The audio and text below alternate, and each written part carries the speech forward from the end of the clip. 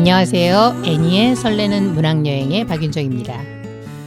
애니의 설레는 문학여행은 한 달에 한 번 다양한 문학작품을 청취자 여러분들과 같이 읽고 감상하고 이야기를 나눈 시간입니다. 함께 읽고 싶은 작품이나 작품에 대한 감상을 저희 수원 공동체 방송 FM 라디오 96.3 홈페이지를 통해 댓글 남겨주시면 소개하는 시간을 갖도록 하겠습니다.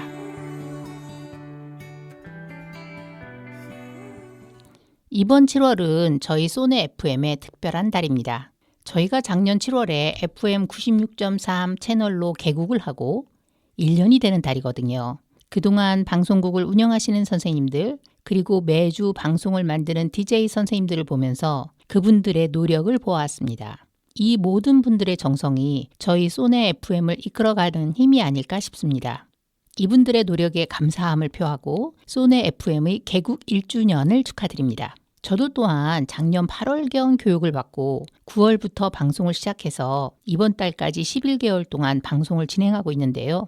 책을 읽고 자료 리서치를 하고 원고를 쓰고 방송을 하는 것이 쉽지만은 않거든요. 그래도 포기하지 않고 계속 해온 스스로에 대해서도 쓰담쓰담 수고했다는 말을 하고 싶습니다. 제가 이렇게 포기하지 않고 계속 할 수 있었던 힘이 무엇일까 생각해 보았는데요. 방송 원고를 쓰는 것은 힘들지만 책을 읽고 정리하면서 작품이 더 깊이 이해되는 느낌이 들었고요. 이 방송 원고를 가져와 녹음실에서 음악을 들으며 녹음을 하는 시간이 참 행복하다라는 생각이 들었습니다. 제가 이제까지는 혼자 방송을 진행했는데요. 오늘은 개국 1주년을 축하하는 자리인 만큼 게스트를 모시고 작품 이야기를 나눠보는 특별한 시간을 가져보려 합니다. 저 혼자만의 감상이 아닌 함께 책에 대한 감상을 나누는 만큼 오늘 방송은 더 풍성한 방송이 되지 않을까 기대해 봅니다. 그래서 오늘 방송은 전반부는 작품에 대한 소개를 하고요. 후반부에는 게스트 선생님을 모시고 함께 이야기를 나누는 방식으로 진행하려 합니다.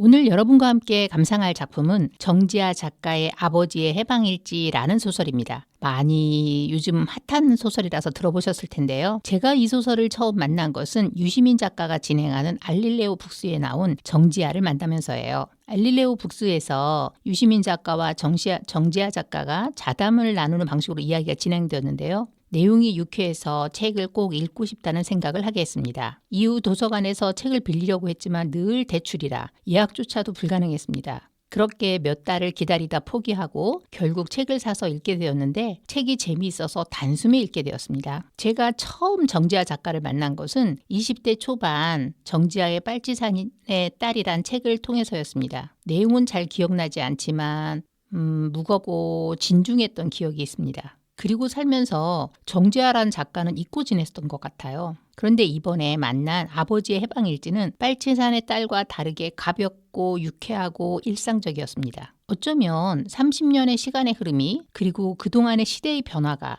이런 변화를 만들어낸 것은 아닌가라는 생각이 들었습니다. 빨치산의 딸이 나온 90년대는 아직 군사 독재의 서슬이 남아있던 시절이었고 지금은 그때보다는 표현의 자유를 누릴 수 있는 조금은 더 민주적인 세상이니까요. 소설에서 아버지가 딸에게 가르쳐준 노래로 감옥에서 딸에 대한 그리움을 간접적으로 느끼게 하는 곡인데요. 문채원의 목소리로 클레멘타인 듣고 본격적으로 작품 시작해 보겠습니다.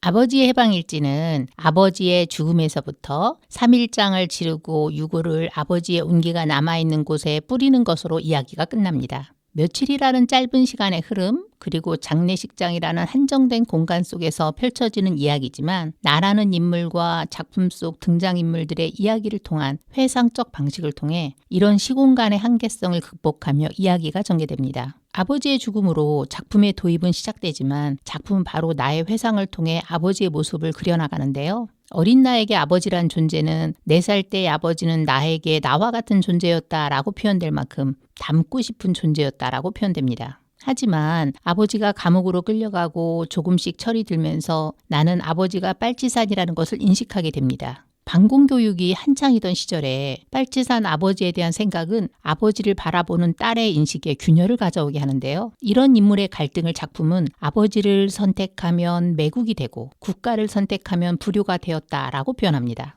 그리고 이런 갈등과 균열은 아버지와의 관계에 거리감을 만들고 연자제에 의해 공부를 해도 좋은 직업을 가질 수 없게 된다는 것을 알게 된 사춘기 소녀인 나는 이런 불만을 빠칠산인 아버지에 대한 반항으로 표출합니다. 그리고 이런 아버지에 대한 냉소적 시선이 작품 전반부에 걸쳐 드러나는데요. 이런 냉소적 시선은 농부로서의 아버지는 젬병이었다나 또는 사상과 관련된 것을 제외하면 인내심이라고는 눈꼽만큼도 없어 밤가다 말고 엉덩이에 좀이 쑤셔 마시를 나갔던 아버지라는 표현에서도 느낄 수 있습니다. 그리고 이런 나의 시선은 아버지의 죽음에 대한 묘사에서도 드러나는데요.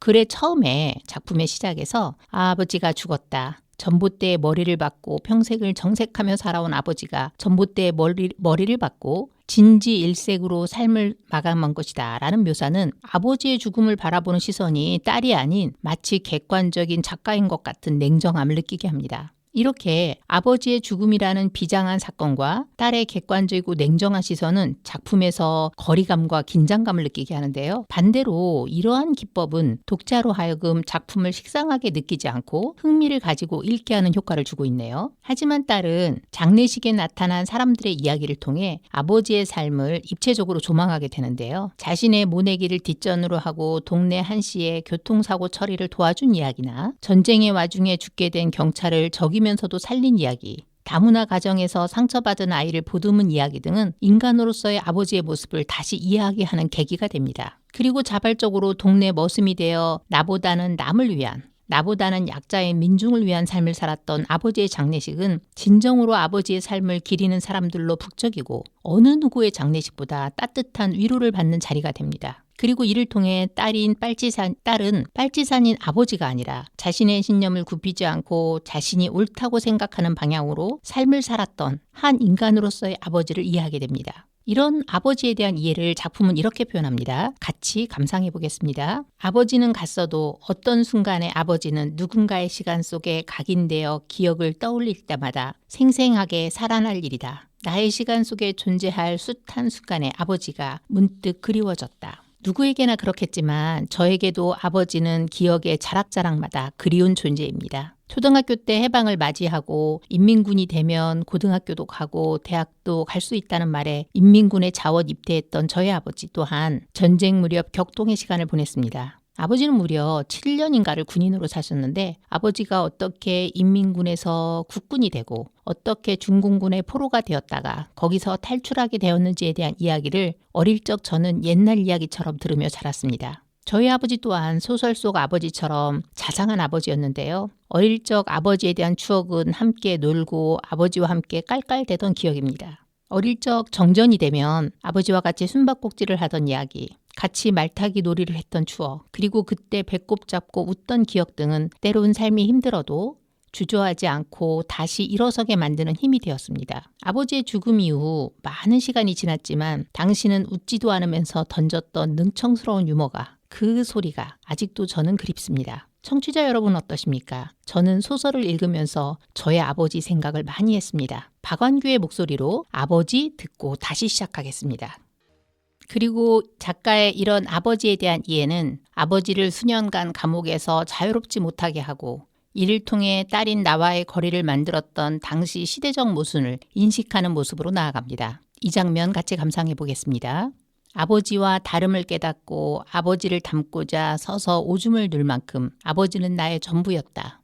그 아버지를 이데올로기가, 국가가 빼앗아간 것이다. 어느 쪽인지는 확실치 않았다. 다만 분명한 것은 차가운 철제 침대에 누워 수위에 쌓여 있는 저 시신과 내가 적어도 한때는 한 몸이나 같았다는 점이었다. 아버지는 나의 우주였다. 저 육신을 이제 다시는 볼 수 없다. 작가는 아버지를 딸인 나에게서 빼앗은 것이 자본주의인지 사회주의인지 명확히 제시하지 않았습니다. 다만 이념에 의해 모든 것이 칼로 무자르듯 잘라야만 했던 시절이, 자신과 다른 사상은 무조건 비난하고 배척해야 했던 암울한 시절이, 아버지를 너무나 사랑했던 딸인 나에게 아버지를 잃는 상실의 아픔을 갖게 했다는 말처럼 들렸습니다. 더불어 빨치산에 대해 지나치게 가혹했던 당시 독재체제에 대한 비판적 인식도 나타나는데요. 이 장면도 같이 감상해 볼게요. 아버지의 평생을 지배했지만 아버지가 빨치산이었던 건 고작 4년뿐이었다.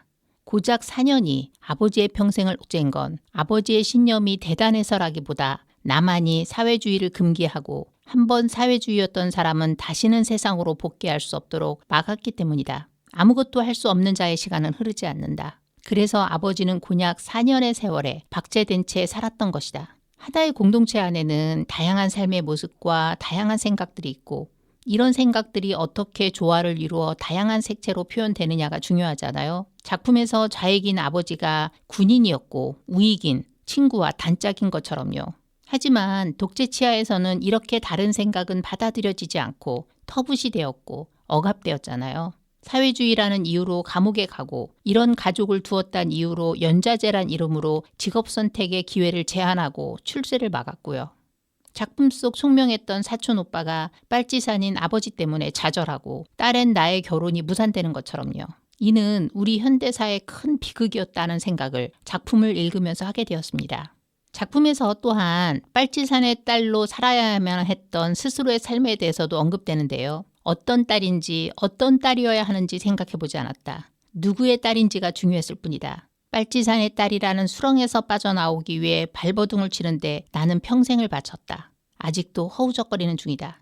그러면서 소설은 아버지와 엄마는 빨치산의 삶을 스스로 선택했지만 자신은 그걸 선택하지 않았는데 빨치산의 딸이란 굴레가 주어졌고 그 굴레가 너무 무거웠다고 말하는데요. 알릴레오 북스에서도 작가 정지아는 자신이 선택하지 않은 것에 대해서까지 책임을 묻는 것은 너무 가혹한 것이다 라는 말을 하더라고요. 주변 가족에게 연대 책임을 묻는 연좌제는 1996년이 되어서야 폐지 논의가 있었고요. 작품 속 딸의 이야기를 통해 독재 정권 아래에서 빨치산 그리고 가족에 대해 우리는 얼마나 가혹했는지에 대해 이해할 수 있었습니다. 꽃다지의 목소리로 민들레처럼 듣고 계속하겠습니다.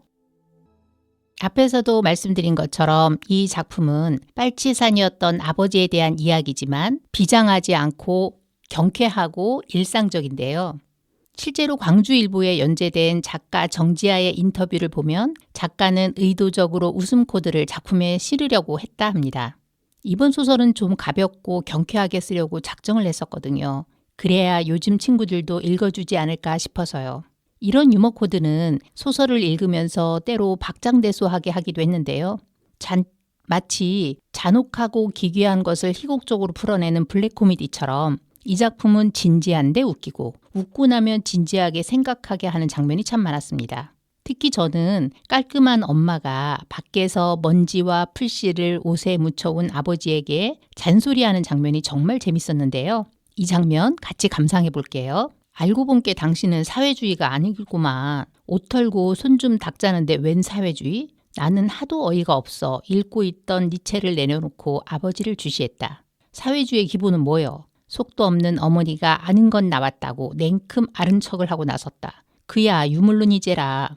글제 글면 머리는 뒀다 못해요. 사람은 하늘에서 뚝 떨어진 것이 아니고 먼지로부터 시작됐다 이 말이여. 근께 자네가 시방 쓸고 닦고 악다구니를 하는 것이 다 우리 인간의 시원 아니겠어? 사회주의자는 일상에서부터 유물론자로 살아야 하는 법이여. 먼지 터는 것과 같은 아주 작은 것에 유물론이라는 거대 담론을 이야기하는 그 차이가 너무 커서 웃음이 나왔는데요. 거기에 만물의 근원이 물질이고 그렇기 때문에 인간 또한 물질로부터 왔다는 유물론을 거대하며 먼지를 털지 않아도 된다는 아버지의 전혀 현실적이지 않은 생각이 엉뚱한 발상이 읽는 재미를 주었습니다. 여기에 이런 말도 되지 않는 아버지에게 장난을 맞추고 바로 꼬리 내리는 엄마의 모습도 이 작품에 재미를 주는 요소였습니다. 하지만 어머니의 전 남편이며 아버지의 친구이자 빨치산 동지였던 윤재라는 인물에 대한 이야기를 할 때면 엄마와 아버지의 기울기는 다시 엄마에게 돌아가는데요. 작품에서 엄마가 아이고 먼 놈의 남자가 형광등 하나도 못 갈았긴데 윤재는 그 옛날에도 혼자서 뚝딱 해치우더만 뭐 하나 윤재보다 나은 것이 없단께 인물이 낫기를 해 다정하기를 해 라는 엄마의 투덜거림에 아버지는 서방 앞에서 첫서방 야그를 저래 당당하니 꺼내는 사람은 대한민국의 니엄에 하나밖에 없을 것이다 라고 툴툴댑니다. 작가는 이런 엄마 아버지의 모습에 대해 이렇게 말하는 어머니에게서도 아내의 전남편 칭찬을 듣는 아버지에게서도 분노는 손톱만큼도 느껴지지 않았다라고 서술하는데요. 만담과 같은 대사를 주고받는 두 사람에게는 어쩌면 부부의 연도 중요하지만 빨치산에서 먼저 죽어간 동지의 연이 한 발 앞섰던 것은 아니었을까요? 요즘 MZ세대 뺨치게 쿨한 이런 엄마 아버지의 케미도 글을 읽는 재미와 매력을 주었습니다.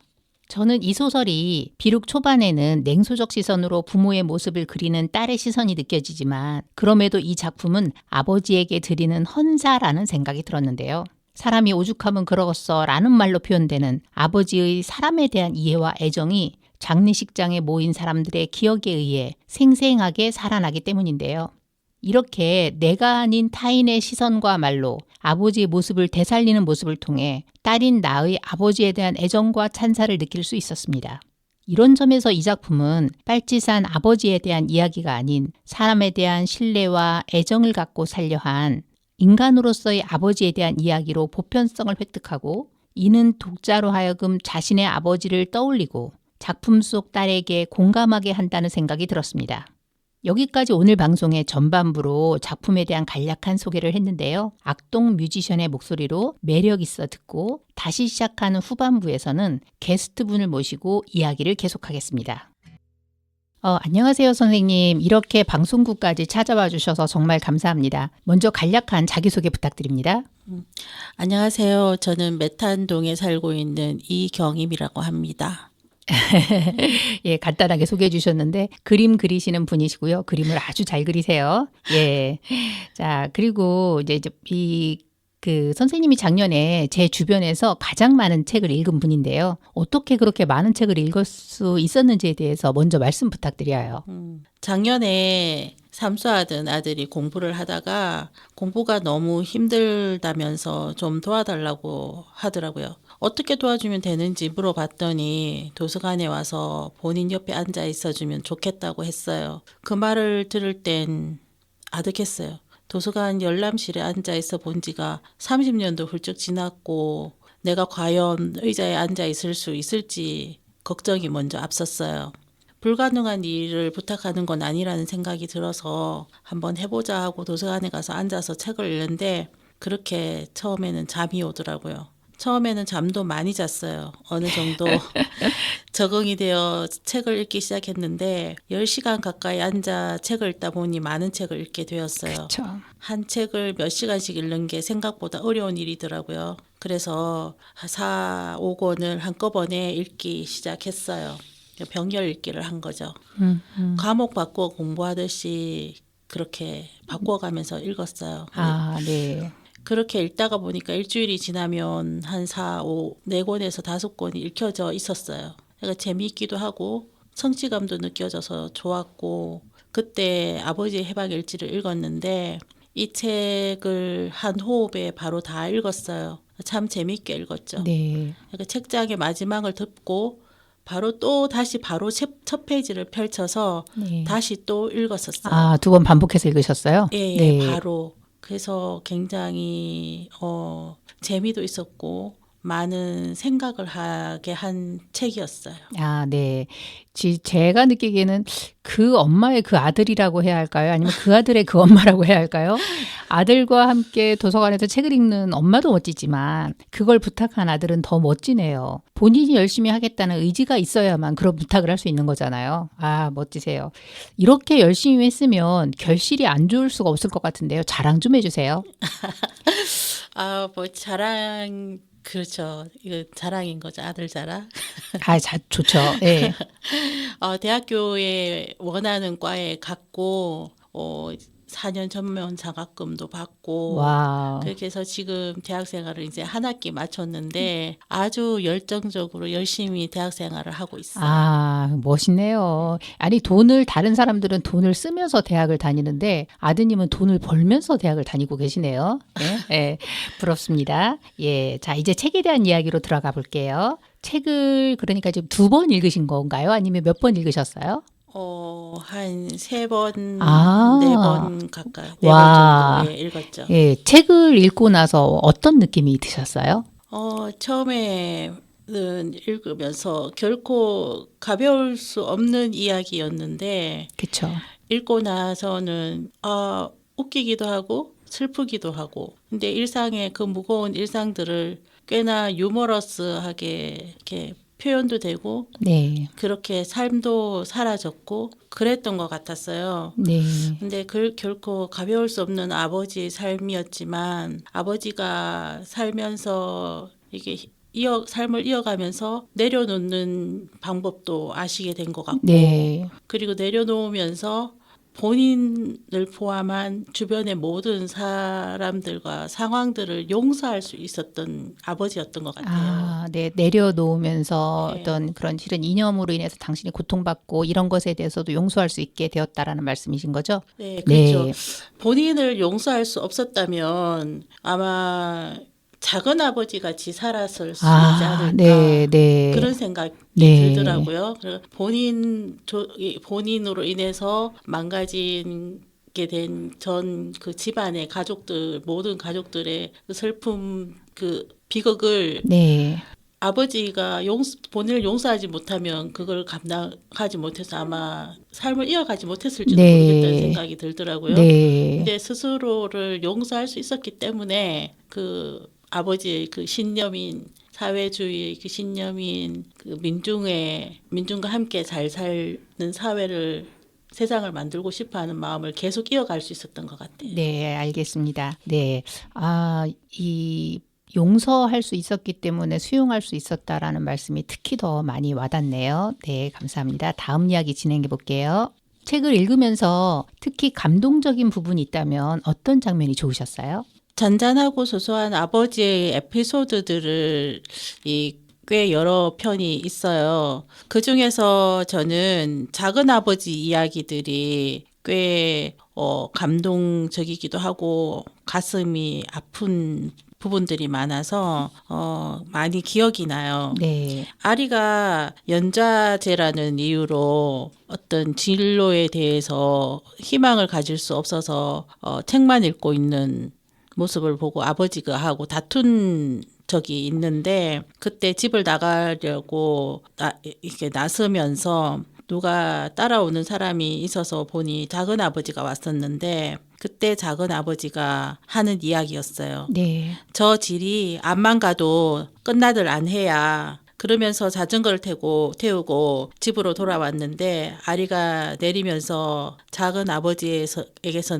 나는 퇴치를 표현한 장면이에요. 쉰내 풀풀 나는 작은 아버지의 등에서 떨어지는 게 시원섭섭했다. 이 쉰내 같은 게 혈육인가 싶었다. 나를 데리러 오가느라 벤 그 쉰내가 정겨운 듯도 역겨운 듯도 했다. 한 등에 두 짐 못 지는 법인디 그날 작은 아버지는 나를 뒤따라오며 내 등에 얹힌 두 짐을 보았던 것이다. 자기 등에도 평생 얹혀 있었을 두 짐을. 자기의 잘못은 아니었는데도 불구하고 그 짐을 두 개를 다 짊어지고 도망가지도 못하고 그 자리에서 살지도 못하고 살아내느라 애썼을 그 아픈 작은 아버지가 참 기억에 남습니다. 아, 네. 저도 실은 그 장면 되게 아팠는데 작은아버지는 형이 너무 자랑스러워서 형에 대한 자랑을 했는데 그것이 결국은 마을을 쑥대밭으로 만들고 아버지의 죽음을 눈앞에서 보게 되잖아요. 그리고 나서 작은아버지는 실은 말을 잃어가잖아요. 예. 근데 그런 작은아버지가 말을 잃을 수밖에 없을 만큼 그리고 그 형에 대한 그 이야기랑 원망이랑 그리고 그렇게 해서 자기가 아버지를 죽였다는 것에 대한 그런 그 아픔을 평생 짊어진 것을 두 짐으로 표현한 것이 아닌가라는 생각도 들더라고요. 네, 너무 좋았습니다. 음악 먼저 잠깐 듣고 시작할게요. 혹시 같이 듣고 싶으신 음악이 있다면 어떤 음악 있으신지 추천해 주시겠어요? 예, 저 이 책 제목과 비슷한 제목을 가지고 있는 드라마를 제가 아버지의 나의 해방일지를 네. 꽤 재미있게 봤어요. 네. 그게 나오는 이준영이라는 가수의 함께 할 수 있기를 듣고 싶어요. 네, 이준영의 함께 할 수 있기를 같이 듣고 다시 시작하겠습니다. 네. 또 감동적인 부분이 있다면 어떤 장면이 좋으셨어요? 이게 여기도 제 아버지 유골이 함에 담겨져 나와서 작은 아버지가 받으면서 대성통곡을 하는 장면이 있었어요. 네. 제가 저절로 눈물이 나오더라고요. 제가 한번 읽어볼게요. 네. 50년 가까이 살아온 어머니도 아버지의 사정을 남자의 사정을 이제야 이해하는 중인 모양이었다. 천수 가는 보살만 팔이 1000개인 게 아니다. 사람에게도 1000개의 얼굴이 있다. 나는 아버지의 몇 개의 얼굴을 보았을까? 제가 된 아버지가 유골함에 담겨 나왔다. 아버지의 온기가 작은 아버지의 팔을 타고 핏줄을 데울 터였다. 작은 아버지가 불썩 주저앉으며 아버지의 유골을 끌어안고 통곡하기 시작했다. 9살에 어긋난 형제가 70년 가까이 지나 부둥켜 안고 있었다.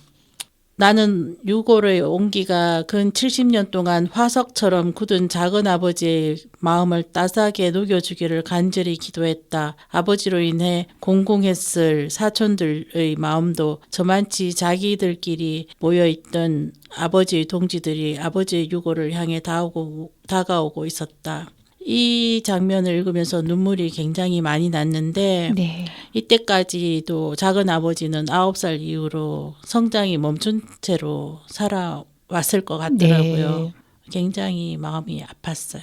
아, 그쵸. 그 장면 저도 생각나는데 선생님 말씀 중에서 어쩌면 작은아버지는 9살에서 성장이 멈췄다라는 거. 그래서 거기서 벗어나지 못하는 삶을 살았고 그거를 결국은 술로 풀었던 게 아닌가라는 생각이 드네요. 예, 너무 좋습니다. 마지막으로 책에서 구성 방식이 되게 재밌게 느껴지셨다고 하셨는데 어떤 부분이 그러셨어요? 책을 펼쳐서 첫 문장을 읽으면 작가가 알베르 까미를 아주 사랑하는 사람인가 보다 생각했어요.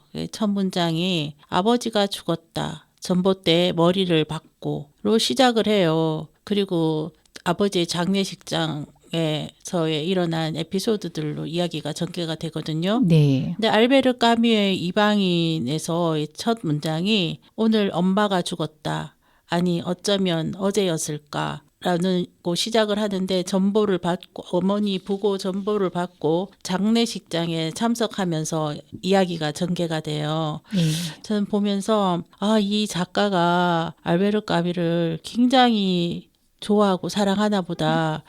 제가 언제 들었을 때 작가들은 아주 그 존경하고 사랑하는 작가의 어떤 그런 처음을 따라하고 싶어하는 그런 마음이 있다고 얘기를 들은 적이 있어서 네. 제가 그런 생각을 했어요. 네. 그러면서 재밌게 읽었어요. 의식하지는 않으셨겠지만 혹시 그런 것은 아닐까 되게 유사성이 있네. 그래서 그렇게 말씀을 하시는 거죠? 따라했다기보다는 네. 이렇게 해서 이야기를 나도 풀어가면 나의 어떤 좋은 이야기를 이렇게 해서 따라가서 풀면 좋겠다는 생각을 네. 하지 않았을까. 네. 네. 저도 말씀을 들어보니까 유사성이 느껴지는 게 장례식을 가서 이 장례식 동안에 이야기를 한다는 점도 많이 비슷하고 그리고 까미의 작품도 실은 까미의 이방인도 그렇고 이 아버지 해방일지도 그렇고 딸과 아들의 시선이지만 딸과 아들의 시선처럼 막 대성통곡하는 게 아니라 굉장히 객관적 거리를 유지하잖아요. 그렇죠? 그렇죠. 마치 아버지가 아닌 것처럼 마치 엄마가 아닌 것처럼 그런 객관적 거리를 유지하면서 이렇게 바라보는 것도 많이 유사점이 있는 것 같아요. 말씀을 들어보니까. 네, 그러네요. 예, 선생님 지금 이제 음악 같이 하나 더 듣고 갔으면 좋겠는데 어떤 음악 추천해 주시겠어요? 제가 고등학교쯤이었을 것 같아요. 그때 봤던 백야라는 그 소련 발레리노가 자유를 향해서 탈출하는 내용의 영화가 있었는데 그때 음악이 참 기억에 많이 남아요. 그러면서 저는 과연 이데올로기가 우리에게 필요한 것이었나 하는 생각을 하면서 이 음악을 아마 선정해봤어요. 라이오넬 리치의 Say You, Say Me. 예, Say You, Say Me 같이 듣고 다시 시작하겠습니다. 이 음악에 대해서 그리고 이 영화에 대해서 몰랐는데요. 선생님 설명을 듣고서 다시 한번 찾아서 이 백야라는 영화를 한번 봐야겠다라는 생각이 드네요. 추천해 주셔서 감사하고요. 이제 거의 저희가 끝나갈 때쯤이 다 돼가는데 아버지의 해방일지라는 소설이 혹시 선생님에게 어떠한 변화를 만들어 줬다면 어떤 게 있을까요? 우선 빨치산에 대해서 제가 막연하게 배우거나 들었던 것들이 아주 이제 잘못 왜곡되어져서 알고 있었다는 생각이 많이 들었어요. 네. 그래서 다시 그들의 이후의 삶이나 가족들의 삶에 대해서 보게 되어서 안타까움이나 마음 아픈 생각이 많이 들었고 네. 그리고 제가 작가의 말에 이런 글이 있어요. 나의 비극은 내 부모가 빨치산이라서 시작된 게 아니었다. 더 멀리, 더 높이 나아가고 싶다는 욕망 자체가 내 비극의 출발이었다. 저는 이 글을 보면서 네. 결국은 빨치산의 문제가 아니었다는 걸 저도 생각하거든요. 네. 중요한 건 그게 아니었다. 개인의 어떤 욕망이나 거기에서 다 비롯된 것 같아요. 이데올로기조차도 네. 그런 생각을 좀 해봤습니다. 네. 많은 생각을 하게 하네요. 네. 저 지금 말씀하시는 게, 첫째는 이제 빨치산에 대해서 실은 우리가 잘못 교육을 받았잖아요. 뭐 머리에 뿔난 사람처럼. 그리고 그런 교육이 잘못됐다라는 것과 두 번째는 결국은 이데올로기에도 결국 인간의 욕망이라는 게 개입했고 그 욕망이 어쩌면 더 우리 삶을 힘들게 한 것은 아닐까라는 그런 말씀으로 제가 이해해도 될까요? 네, 그렇죠. 네. 실은 이념의 문제보다는 그 이념을 어떻게 사용하느냐에 개인의 욕심이 부합됐을 때 그게 더 큰 문제를 낳는다는 말씀이신 거죠? 그렇죠. 네. 그 이데올로기를 이용해서 사람들을 거기에 가두어서 자기가 원하는 방향으로 몰아간 게 아닌가 네, 그런 네. 생각을 해봤습니다. 네, 말씀 감사합니다. 이제 마지막인데요. 선생님이 이제 작년에 제가 듣기로는 한 50여 권의 책을 읽으셨다고 들었는데 선생님에게 책이란 어떤 걸까요, 혹시? 배우고 아주 원론적인 것인 것 같아요. 배우고 깨닫고 반성하고 성장하고 그런 일을 하게 해주는 에너지원이라고 저는 생각을 해요. 아, 멋지네요. 제가 예전에 읽은 그 말 중에서 사람이 변화되기 위해서는 세 가지가 필요하다. 하나는 공간의 변화가 필요하고, 두 번째는 만나는 사람의 변화가 필요하고, 세 번째는 새로운 책을 만나는 것이 중요하다라는 말씀을 들었는데 선생님 얘기도 비슷한 맥락으로 제가 이해할 수 있는 거죠. 책을 통해서 변화하고 성장하게 만든다라는 그런 말씀이신가요? 그렇죠. 저는 책을 통해서 최근에 오히려 나이가 50이 넘어서야 네. 책을 통해서 더 많은 변화와 성장을 하게 되는 경험을 하게 되는 것 같아요. 아, 너무 좋습니다. 우리 열심히 책을 읽어야 될 것 같죠? 네. 마지막으로 음악 하나 듣고 시작할 건데요. 마지막으로 음악 듣고 끝내려고 하는데 어떤 음악 선생님 추천해 주시겠어요? 미국의 천재 극작가인 트롬보라는 극작가가 있는데 이 극작가가 공산주의자로 이렇게 되면서 극작 활동을 못하면서 자기 이름이 아닌 남의 이름으로 작품 활동을 했었어요. 그 이후에 그 쓴 작품들이 아주 크게 성공을 하게 되면서 이 작가의 이름을 찾아주자라는 이야기를 하면서 이 작가가 알려지게 되었는데 그 대표작이 로마의 휴일이에요. 네. 그 로마의 휴일의 OST인 드뷔시의 달빛을 듣고 싶어요. 네. 오늘 마지막으로 이제 드뷔시의 달빛 들으면서 이 시간을 끝내려고 하는데요. 오늘은 게스트분을 모시고 이야기를 나누었는데요. 혼자보다는 역시 함께가 좋구나라는 생각이 들었습니다. 저 혼자만의 생각이 아닌 선생님의 말씀을 들으니 이 소설에 대한 저의 지평이 넓어지는 느낌이 들었습니다. 많이 배웠고요. 오늘 함께 해주셔서 정말 감사합니다. 마지막으로 드뷔시의 달빛 듣고 이 시간 끝마치겠습니다. 오늘도 청취해 주셔서 감사합니다. 감사합니다. 여기까지 애니의 설레는 문학여행이었습니다.